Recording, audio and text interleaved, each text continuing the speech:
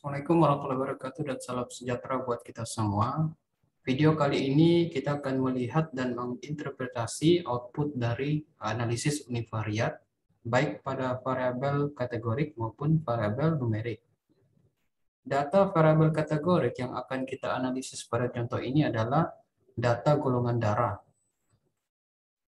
Berikut adalah cara menganalisis univariat ya pada variabel kategorik golongan darah.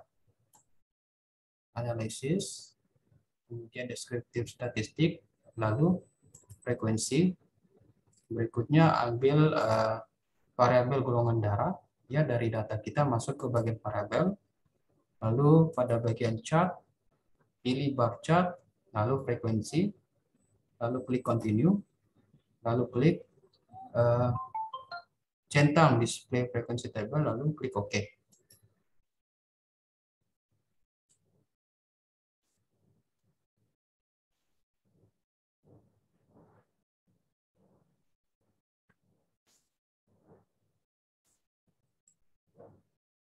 Pada output ini ya terlihat bahwa frekuensi atau jumlah tiap kelompok, kemudian terlihat data persentase dan total sampel yang nantinya akan digunakan untuk mencari nilai interval kepercayaan.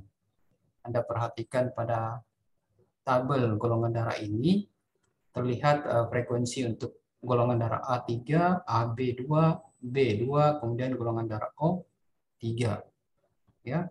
Dari nilai persentase juga bisa terlihat dari output ini di kolom golongan darah. Berikutnya kita juga bisa menyajikan tabel frekuensi pada hasil atau laporan penelitian kita. Selanjutnya,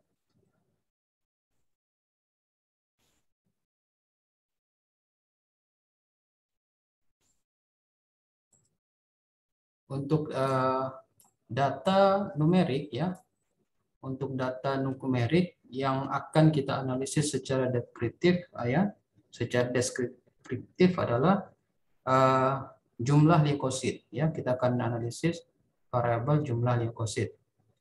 Berikut adalah caranya: deskriptif analisis, deskriptif statistik, lalu ke explore.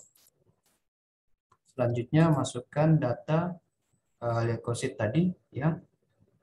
Sorry, bukan leukosit, namun variabelnya adalah variabel melatonin, atau kita mengambil data skor insomnia.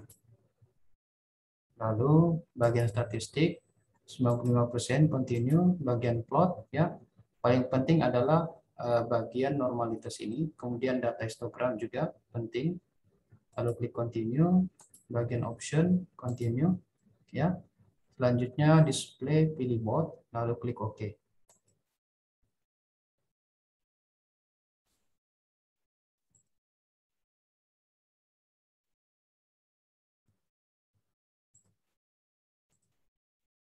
Anda perhatikan pada bagian output ya, pada bagian output untuk variabel skor insomnia yang telah kita berusaha yang telah kita usaha analisis ya secara deduktif.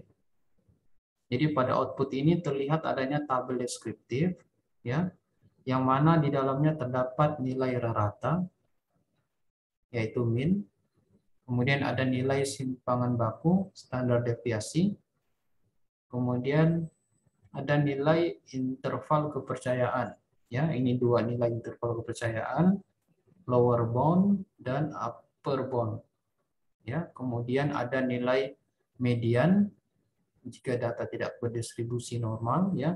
Kemudian ada nilai minimum maksimum ya yang digunakan jika data tidak berdistribusi normal. Selanjutnya kita akan lihat lagi bagaimana cara penyajian data variabel kategorik dan variabel numerik.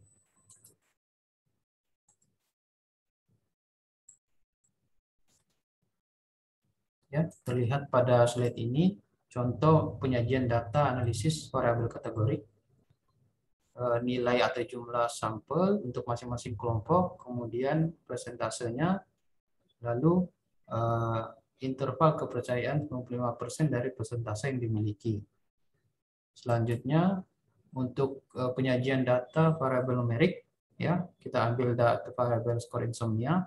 Jika data berdistribusi normal, maka yang disajikan adalah nilai rata-rata dan nilai simpangan baku beserta dengan nilai indeks kepercayaan 95%. Sedangkan jika data tidak berdistribusi normal, maka penyajian data analisis univariat atau deskriptif, ya, itu menggunakan nilai median dan nilai minimum maksimum. Demikian, semoga bermanfaat.